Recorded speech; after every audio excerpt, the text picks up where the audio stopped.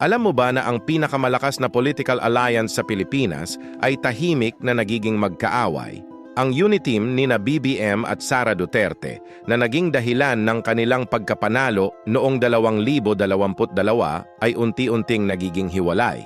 Ang mga kampo ni Marcos at Duterte ay nagkakaroon ng hindi pagkakaintindihan sa mga polisiya, budget at plano para sa 2028.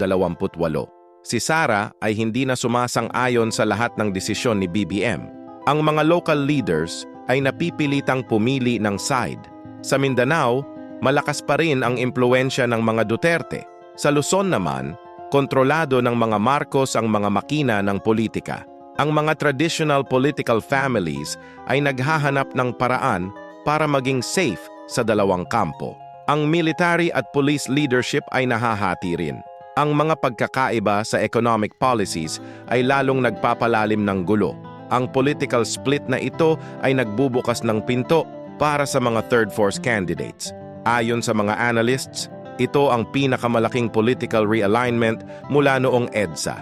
Sino kaya ang mananalo sa 2028?